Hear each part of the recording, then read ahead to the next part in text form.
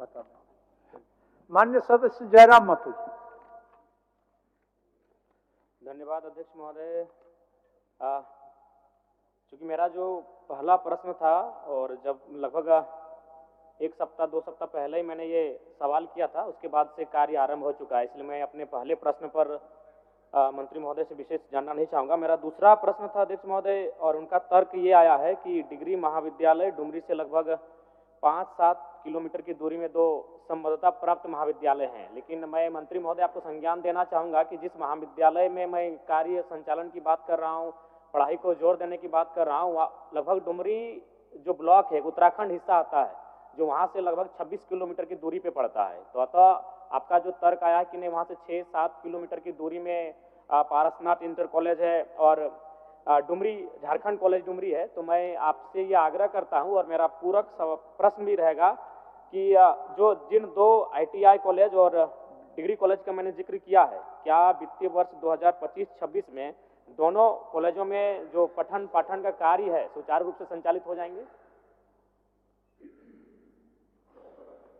मान्यवर, आपके माध्यम से माननीय सदस्य को यह अवगत कराना चाहूँगा कि कलाबार भौगोलिक दृष्टिकोण से जो माननीय सदस्य ने कहा वो सत्य है, लेकिन मान्यवर विभाग ने भी बड़ा स्पष्ट उत्तर इसमें दिया है कि न्यू मॉडल डिग्री कॉलेज में हम लोगों ने प्रधानाचार्य की नियुक्ति कर दी है, लेकिन वो थोड़ा सुदूरवर्ती इलाका है, तो छात्र छात्राओं के नामांकन का अनुपात थोड़ा सा कम है और महाविद्यालय इस बात का प्रयास कर रहा है छात्र छात्राओं को प्रेरित करते हुए कि वहाँ पर नामांकन हो जाए।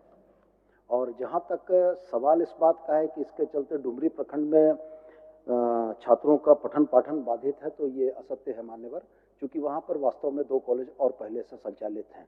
और जो पूरक में पूछा गया है माननीय सदस्य के द्वारा प्रशिक्षण विद्यालय के लिए, तो उसमें बड़ा स्पष्ट उत्तर विभाग ने दिया है कि चूंकि अधिकारियों की कमी थी तो नामांकन तो वहाँ जरूर हुआ, लेकिन उनका प्रशिक्षण और पठन पाठन बोकारो के कॉलेज में चल रहा है। और जैसे ही हमारी अधिकारियों की कमी दूर हो जाएगी, हम यथा स्थान पर उनको भी ले आएंगे और कालाबार के जिस मॉडल डिग्री कॉलेज के पठन पाठन को सुचारू करने की बात माननीय सदस्य की तरफ से आई है, हम उनको आश्वस्त करना चाहेंगे आपके माध्यम से कि छात्र छात्राओं की संख्या को ध्यान में रखते हुए हम लोग वहाँ पर पठन पाठन जल्द से जल्द शुरू कराने का प्रयास करेंगे।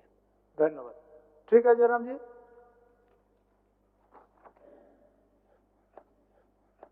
संजय कुमार सिंह यादव। संजय कुमार सिंह यादव। अध्यक्ष महोदय, जवाब मिला है महोदय। मैं माननीय मंत्री जी से पूछना चाहता हूं कि ये बनाएंगे कि नहीं, स्पष्ट जवाब नहीं है, तो गोल मटोल जवाब है।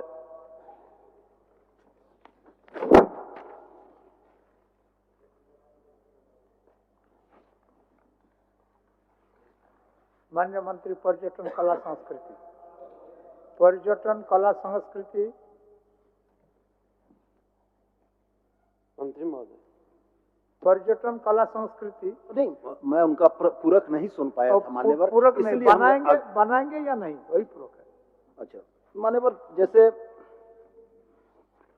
जो भी विषय माननीय सदस्य के द्वारा लाया गया है, जब विभाग उस पर स्वीकारात्मक उत्तर दे रहा है तो ये तय है कि उस प्रश्न का या उस स्थल का धार्मिक महत्व है और धार्मिक महत्व में धार्मिक श्रद्धालुओं की सुविधा के लिए सरकार व्यवस्थाएं करने को प्रतिबद्ध हैं। मैं इनसे सिर्फ यही कहना चाहता हूं कि बहुत स्पष्ट उत्तर आया है कि विभागीय पत्रांक 198 दिनांक 13/2/2025 द्वारा उक्त स्थल को पर्यटक स्थल के रूप में घोषित करने का प्रस्ताव जिला पर्यटन संवर्धन परिषद के समक्ष विचारार्थ रखने हेतु उपायुक्त को हम लोगों ने निर्देशित किया है। DTPC से अप्रूवल के बाद मान्यवर उसको STPC से अप्रूव करते हुए आने वाले समय में निश्चित रूप से माननीय सदस्य की भावना के आलोक में वहां पर कोई न कोई बेहतर काम कराने का हम लोग प्रयास करें। चलिए धन्यवाद। अध्यक्ष महोदय, हजारों लोगों को आना जाना रहता है, वहाँ पर छठ घाट पूजा होता है महोदय, बगल में श्मशान घाट है, वह बहुत ही महत्वपूर्ण जगह है। प्राथमिकता देकर माननीय मंत्री जी उसको बनवा दें। ठीक, प्राथमिकता देकर जी बिल्कुल, लेकिन मैं माननीय सदस्य से भी आग्रह करना चाहूंगा कि जिला पर्यटन संवर्धन समिति के माननीय सदस्य होते हैं, तो वहां से जिला संवर्धन समिति से प्रस्ताव हमको विचारार्थ भेज दें, हम लोग यथाशीघ्र इस पर निर्णय लेंगे। धन्यवाद।